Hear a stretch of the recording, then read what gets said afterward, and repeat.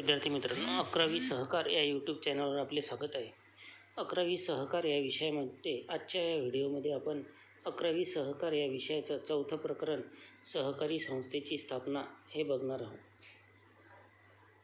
प्रकरण 4 नंबर आहे या वर्षीच्या 11वीच्या सब्जेक्टमधलं तुमचं सहकारी संस्थेची स्थापना.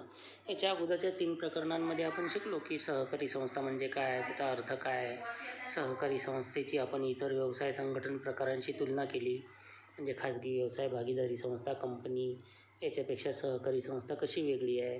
आणि तिसऱ्या प्रकरणामध्ये बघितलं होतं आपण सहकाराची तत्वे, सहकारी संस्था कोण्या नियमानं तत्वानं चालतात ती तत्वे बघितली होती आपण. आजच्या या चौथ्या प्रकरणामध्ये आपल्याला अभ्यास करायचा आहे की अशी ही जी सहकारी संस्था आहे, सर्वांना सोबत घेऊन चालणारी, सर्वांचा विकास करणारी, अशा सहकारी संस्थेची स्थापना कोण करते, कशा पद्धतीने करते, याची सर्व माहिती या प्रकरणामध्ये तुम्हाला दिलेली आहे. सहकारी संस्थेच्या स्थापनेबद्दलची पूर्ण माहिती या प्रकरणात आपण अभ्यासणार आहोत. थोडक्यात प्रस्तावना दिलेली आहे या प्रकरणाची तुम्हाला की भारताला स्वातंत्र्य मिळाल्यानंतर भारताचा विकास हा सहकाराच्या माध्यमातून झालेला आहे.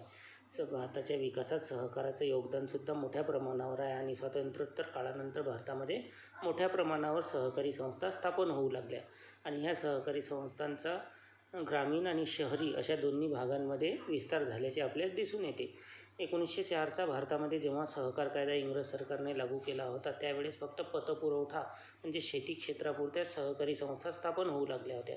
परंतु 1912च्या सहकार कायद्यानुसार इतरही क्षेत्रामध्ये सहकारी संस्था स्थापन करता येऊ लागल्या आणि स्वातंत्र्योत्तर काळानंतर तर भारतामध्ये मग सर्वच क्षेत्रामध्ये मोठ्या प्रमाणावर ग्रामीण आणि शहरी भागामध्ये सहकारी संस्था स्थापन होऊ लागल्या. तर अशा ह्या सहकारी संस्थांची स्थापना कोण करते, कशा पद्धतीने करते, त्यांची कार्यपद्धती कशी असते हे समजून घेणं महत्त्वाचं ठरते. समान आर्थिक उद्दिष्ट असणाऱ्या व्यक्ती आपल्या गरजा भागवण्यासाठी एकत्र येऊन सहकारी संस्थेची स्थापना करतात. आपण सहकाराचा अर्थ या पहिल्या प्रकरणात शिकलो होतो की सहकार म्हणजे सर्वांना सोबत घेऊन चालणे. सहकारी संस्थेचं उद्दिष्ट हे समान असते. समान आर्थिक उद्दिष्ट असणारे जे काही व्यक्ती असतात त्या सर्वांनी एकत्र येऊन सहकारी संस्था स्थापन करतात आणि समाजातील सर्व स्तरातील लोक सहकारी संस्थेचे सभासद असतात. सहकारी संस्थेची स्थापना ही एक कायदेशीर आणि तांत्रिक बाब आहे. म्हणजे सहकारी संस्था स्थापन करणे आणि म्हटल्याबरोबर स्थापन होईल अशी ती गोष्ट नाही. तर सहकारी संस्था स्थापन करणे एक कायदेशीर बाब आहे, तांत्रिक बाब आहे, कायद्यानुसार जावं लागतं.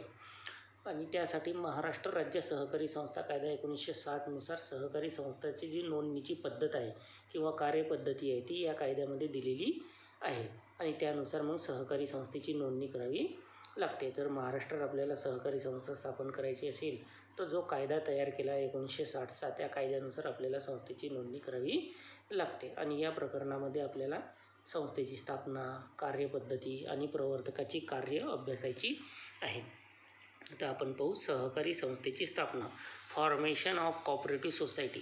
आपल्याला किंवा एखाद्या व्यक्तीला वाटलं की आपल्याला सहकारी संस्थेची स्थापना करायची आहे तर ती कशा पद्धतीनं आपल्याला करता येईल याचा अभ्यास या ठिकाणी आपल्याला दिलेला आहे. सर्वात पहिलं म्हणजे महाराष्ट्रात जर सहकारी संस्था स्थापन करायची असेल तर त्याला 1960 नुसार नोंदणी करणं बंधनकारक करण्यात आलेलं आहे. कारण सहकारी संस्थेला कायदेशीर अस्तित्व असते, कायद्यानं ती प्रक्रिया पार पाडावी लागते आणि 1960च्या कायद्यानुसार प्रत्येक सहकारी संस्थेला आपलं रजिस्ट्रेशन, नोंदणी करणं बंधनकारक करण्यात आलेलं आहे. जर एखादी सहकारी संस्था चालू असेल आणि तिची जर नोंदणी झालेली नसेल तर ती सरकारनं ग्राह्य धरण्यात येत नाही, राज्य सरकारमार्फत, आणि तिला सर्व कायदे लागू होत नाही. तर अशा पद्धतीने सहकारी संस्थेची स्थापना करताना 2 अवस्थांमधून जावं लागते प्रत्येक सहकारी संस्थेला किंवा स्थापन करणाऱ्या व्यक्तीला. एक म्हणजे नोंदणी अवस्था आणि दुसरी म्हणजे प्रवर्तन अवस्था. या 2 अवस्था आहेत. या 2 अवस्थांमधून सहकारी संस्थेची स्थापना करताना या 2 अवस्थांचा अभ्यास करावा लागतो किंवा त्या पार कराव्या लागतात. सहकारी संस्थेची स्थापना 2 अवस्थांनुसार होते, एक नोंदणी अवस्था आणि दुसरी प्रवर्तन अवस्था. तर हे सर्वात पहिली स्टेज पाहू आपण. पहिली अवस्था पाहू, प्रमोशन स्टेज, प्रवर्तन अवस्था. सहकारी संस्थेची स्थापना होण्यापूर्वी तिला ज्या ज्या टप्प्यातून जावं लागते त्याला एकत्रितपणे सहकारी संस्थेची प्रवर्तन अवस्था असं म्हणतात. म्हणजे स्थापनेच्या अगोदर जी काही प्रारंभिक प्रक्रिया पूर्ण करावी लागते त्याला प्रवर्तन अवस्था असं म्हणतात. अशा सोप्या शब्दात आपल्याला सांगावं लागेल. स्थापनेच्या अगोदर ज्या काही बाबी पूर्ण कराव्या लागतात त्याला प्रवर्तन अवस्था असं म्हणतात. एकदम सोप्या शब्दात अर्थ सांगितलेला आहे. संस्थेच्या नोंदणीपूर्वी विविध बाबी पूर्ण कराव्या लागतात. याचा प्रारंभ प्रवर्तन अवस्थेपासून होतो. सहकारी संस्था स्थापनेची कल्पना मनात उद्भवणे व ती संस्था प्रत्यक्षात साकार करणे याला प्रवर्तन अवस्था, नोंदणीपूर्व अवस्था असं म्हणतात. प्रवर्तन अवस्था किंवा नोंदणीच्या अगोदरची अवस्था, नोंदणीपूर्व अवस्था असं म्हणतात. सहकारी संस्थेचा उद्देश निश्चित करून त्या उद्देशाप्रमाणे आवश्यक त्या सर्व बाबींची पूर्तता करावी लागते आणि प्रवर्तन अवस्थेतील सर्व टप्पे संस्थेच्या भावी काळाच्या दृष्टीने अत्यंत महत्त्वाचे असतात. म्हणजे नोंदणीच्या अगोदरची अवस्था आहे तर त्या बाबी पूर्ण केल्या पाहिजेत असं काही जण म्हणतात. केल्या किंवा नाही केल्या काय काही महत्त्वाचं नसते असं नाही. तर नोंदणीच्या अगोदरची जी प्रवर्तन अवस्था आहे, नोंदणीपूर्व अवस्था आहे, याचे जे काही टप्पे दिलेले आहेत, हे टप्पे महत्त्वपूर्ण असतात. या टप्प्यांचा भविष्यकाळात उपयोग होऊ शकतो. तर खाली दिलेल्या आपल्या प्रवर्तन अवस्थेतील टप्पे किंवा नोंदणीपूर्व अवस्थेतील टप्पे, ज्याला स्टेज म्हणतो आपण. पहिला टप्पा आहे संस्थेची स्थापना. संस्था स्थापनेची कल्पना मनात उद्भवणे. सर्वात पहिला महत्त्वाचा प्रवर्तन अवस्थेचा टप्पा आहे की एखाद्या व्यक्तीच्या मनामध्ये कल्पना आली पाहिजे की आपल्याला अशा प्रकारची किंवा कोण्या प्रकारची सहकारी संस्था स्थापन करायची आहे. म्हणजे सहकारी संस्था स्थापन करण्याची कल्पना ज्या व्यक्ती किंवा व्यक्तिसमूहाच्या मनात उद्भवते अशा व्यक्तिसमूहाला प्रवर्तक असं म्हणतात. ज्या व्यक्तीच्या मनात कल्पना उद्भवते की आपल्याला सहकारी संस्था, म्हणजे कल्पना उद्भवते म्हणजे एक विचार येतो, तर अशा व्यक्तीला काय म्हणतात? प्रवर्तक असं म्हणतात. आपल्या परिसरातील दुर्बल घटकांच्या प्रगतीचा विचार करणाऱ्या नेतृत्व गुण असणाऱ्या व्यक्तिसमूहाच्या मनात सहकारी संस्था स्थापनेची कल्पना उद्भवते. एखाद्या व्यक्तीला कळवळा असतो आपल्या गावातील, आपल्या समाजातील लोक पुढे गेले पाहिजेत, त्यांच्यासाठी काही योजना आणल्या पाहिजेत आपण, तर अशा व्यक्तीच्या मनात संस्था स्थापनेची कल्पना येऊ शकते. हा झाला पहिला टप्पा. जर कल्पनाच आली नाही मनात आपल्याला संस्था स्थापन करायची तर संस्था अस्तित्वात येऊ शकणार नाही. म्हणून प्रवर्तन अवस्थेचा पहिला टप्पा दिलेला आहे, संस्था स्थापनेची कल्पना मनात उद्भवणे. दुसरा टप्पा दिलेला आहे मनातील कल्पनेचे तपशीलवारपणे परीक्षण करणे.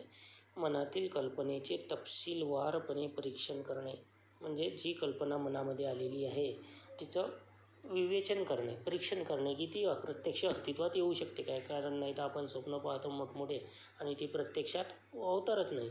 तर विचार जर आला आपल्याला सहकारी संस्था स्थापन करण्याचा आणि ती जर प्रत्यक्षात उतरेल किंवा नाही, त्याची स्थापना होऊ शकेल की नाही, ती वास्तव आहे की नाही की अवास्तव आहे, याचा अंदाज घ्यावा लागतो, त्याचे परीक्षण करावं लागतं. आणि अर्थक्षमता याचा अंदाज घ्यावा लागतो. संस्थेला भांडवल मिळेल की नाही, संस्था स्वतःच्या पायावर उभी राहील की नाही आणि अर्थक्षम होऊ शकेल अशा सहकारी संस्थेला निबंधक किंवा नोंदणी अधिकारी परवानगी देतात, अन्यथा नोंदणी नाकारूसुद्धा शकतात. म्हणून संस्था स्थापन करताना त्याचा एक अंदाज किंवा परीक्षण करावं लागते की आपली संस्था यशस्वी होईल किंवा नाही. त्याला म्हणतात मनातील कल्पनेचे तपशीलवारपणे परीक्षण करणे.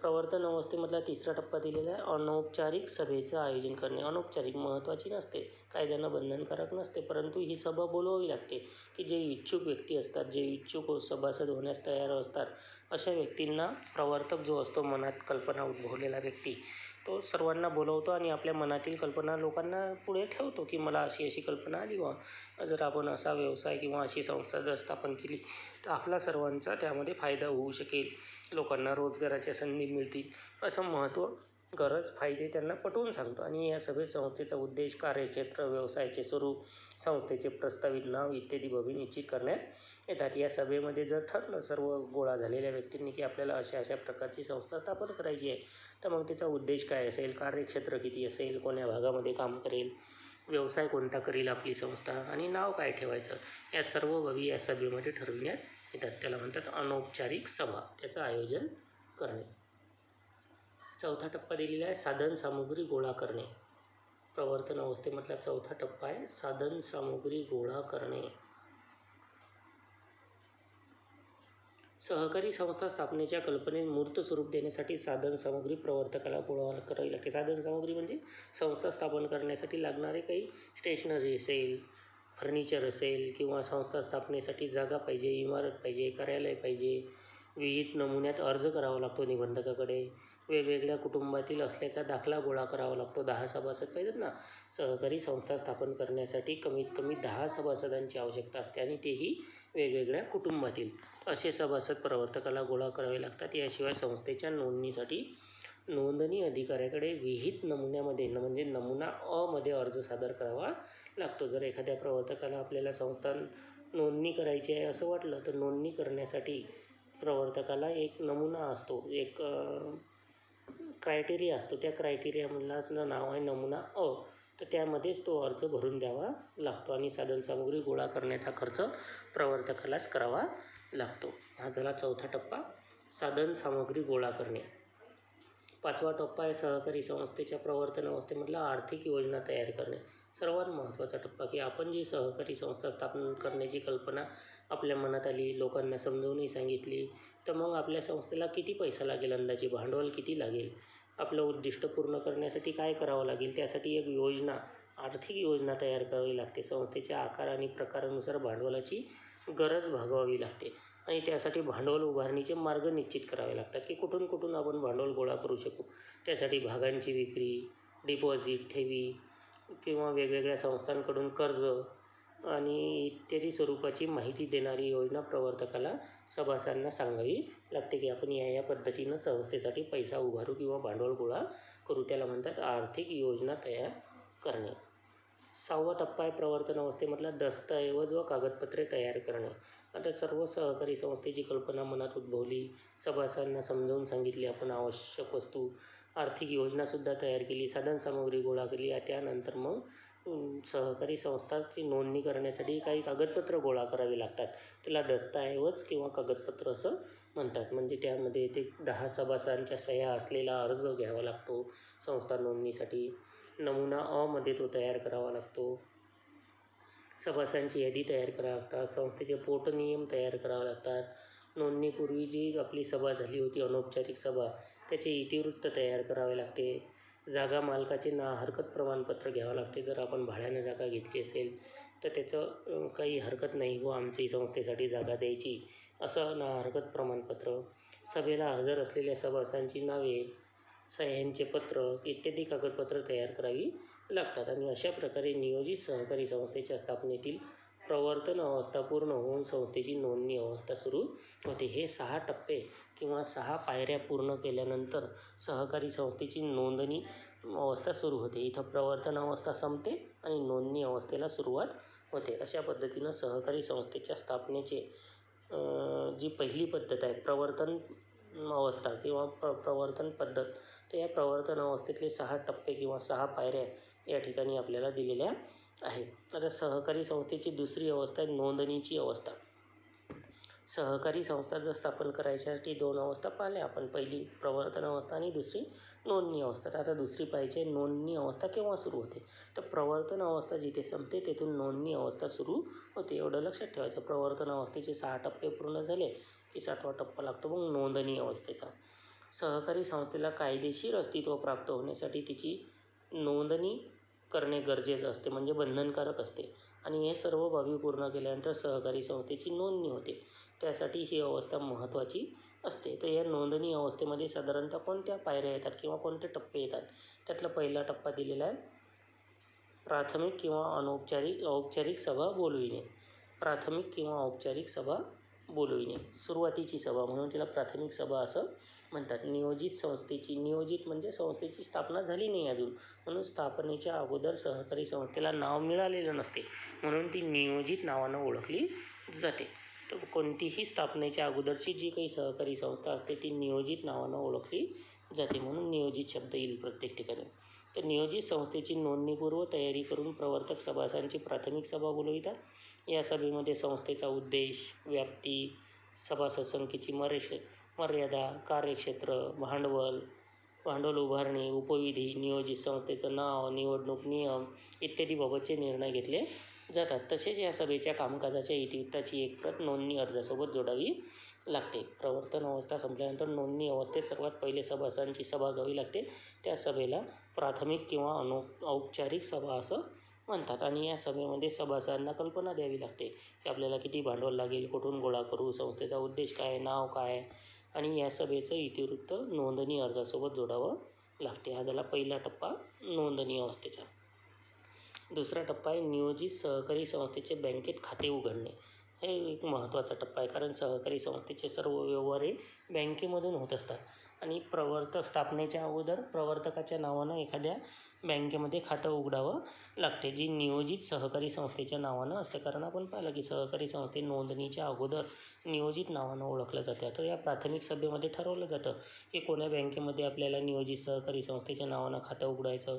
त्याला जिल्हा उपनिबंधकाची परवानगी घ्यावी लागते आणि मग जिल्हा मध्यवर्ती बँकेच्या शाखेमध्ये किंवा संस्थेत हे खातं उघडलं जाते. जिल्हा मध्यवर्ती सहकारी बँकेत आपल्या नियोजित सहकारी संस्थेचं खातं उघडावं लागते. त्यालाच खात्यावर सभासदांकडून मिळालेली भाग भांडवलाची जी रक्कम असते ती जमा केली जाते आणि भाग भांडवलापोटी संस्थेच्या नावे किती रक्कम जमा झाली यासाठी बँक शिल्लकीचा दाखला प्रवर्तकाला बँकेकडून मिळवावा लागतो. तो नोंदणी अर्जासोबत जोडावा लागतो. अशा पद्धतीने नियोजित सहकारी संस्थेचं जिल्हा मध्यवर्ती बँकेच्या संस्थेमध्ये खातं उघडावं लागतं आणि या खात्यामध्ये भाग भांडवलाच्या रूपाने जी काही रक्कम गोळा झाली असेल ते किती झाली, किती खर्च झाला, त्यापैकी त्याला बँक शिल्लकीचं म्हणजे बँक स्टेटमेंट या नोंदणी अर्जासोबत जोडावं लागते. हा झाला दुसरा टप्पा किंवा दुसरी पायरी, नियोजित सहकारी संस्थेचे बँकेत खातं उघडणं.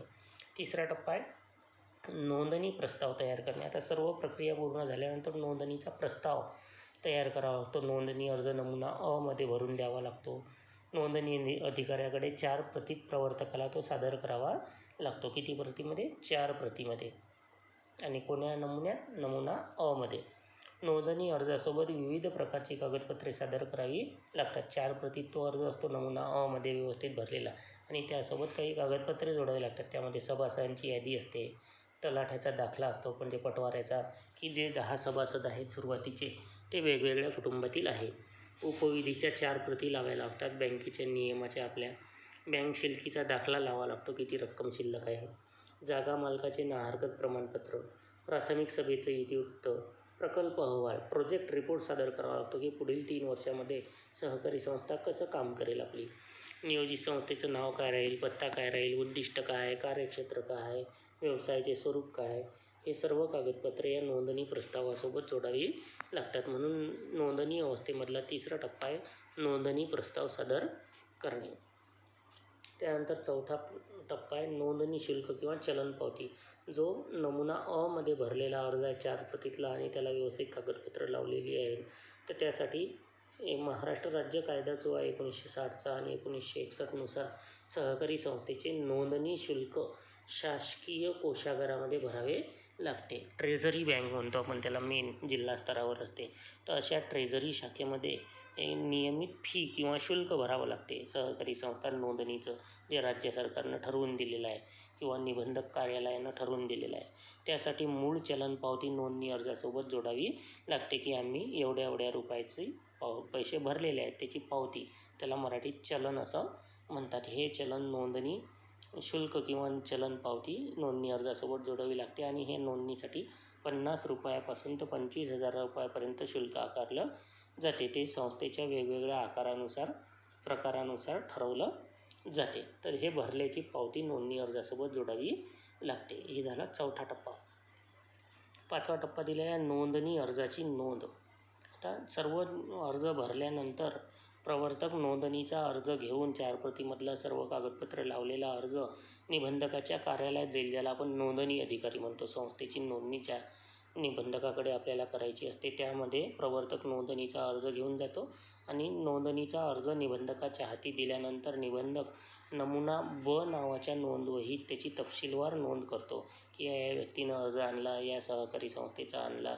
अशा पद्धतीची तपशीलवार नोंद ज्या नोंदवहीत निबंधक करतो त्याला नमुना ब नोंदवही असं म्हणतात आणि त्याला अनुक्रमांक दिला जातो आणि अर्ज मिळाल्याची पोचपावती प्रवर्तकाकडे दिली जाते. त्याला नोंदणी अर्जाची नोंद असं म्हणतात, जे निबंधक करत असतात. 6वा टप्पा आहे निबंधकामार्फत नोंदणी अर्जाची छाननी. मग सर्व प्रक्रिया पाडल्यानंतर प्रवर्तकांना सर्व कागदपत्र गोळा करून निबंधकाकडे दिले निबंधकानं नोंदही केली की आपल्याकडे नोंदणीच्या सहकारी संस्थेच्या रजिस्ट्रेशनचा अर्ज आला नोंदणीचा. मग निबंधक काय करतो, त्या नोंदणी अर्जाची छाननी करतो, तपासणी करतो कागदपत्रांची, आणि त्यात जर काही त्रुटी आढळली असेल तर प्रवर्तकाला कळवतो आणि ते दुरुस्त करण्याबद्दल सांगतो. आणि छाननीच्या वेळी काही चुका उद्भवल्या तर त्याविषयीचा खुलासा करण्याचा निर्देश मुख्य प्रवर्तकास दिला जातो. म्हणजे चुका दुरुस्त करण्याची संधीसुद्धा दिली जाते. तर त्याला म्हणतात निबंधकामार्फत नोंदणी अर्जाची छाननी. 7वा टप्पा आहे नोंदणी अवस्थेमधला सहकारी संस्था नोंदणी आणि वर्गीकरण.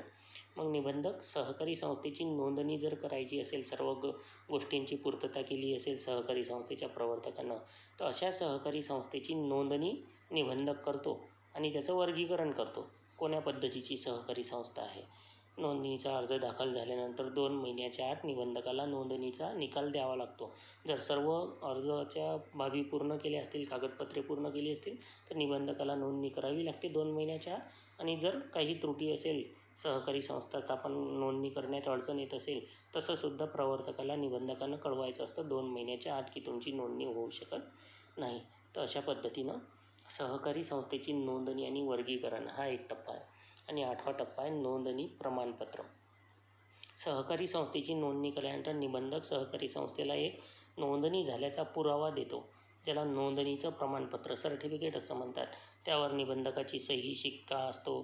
संस्थेची नोंदणी झाल्याचा पुरावा म्हणून किंवा सहकारी संस्थेला कायदेशीर दर्जा प्राप्त होतो नोंदणी झाल्यानंतर. आणि नोंदणी प्रमाणपत्रावर नोंदणीकृत संस्थेचे नाव, नोंदणी क्रमांक, नोंदणीचा दिनांक, वर्ष, वर्ग इत्यादी सर्व बाबी असतात. त्यावर निबंधकाचा सही शिक्का असतो आणि उपविधीसुद्धा निबंधकानं मंजूर केलेला आहे असं गृहीत धरलं जातं. आणि उपविधीत निबंधकाच्या परवानगीशिवाय बदल करता येत नाही. नोंदणी झाल्यानंतर निबंधकाच्या परवानगीनुसारच संस्थेच्या कायद्यामध्ये बदल केला जातो. अशा पद्धतीनं सहकारी संस्थेच्या ज्या नोंदणीच्या 2 अवस्था आहेत, या प्रकरणामध्ये आपण सुरुवातीला पाहिलं प्रवर्तन अवस्था आणि नोंदणी अवस्था. तर या प्रवर्तन अवस्थेतले 6 टप्पे आणि नोंदणी अवस्थेतले 8 टप्पे. तर अशा पद्धतीनं हे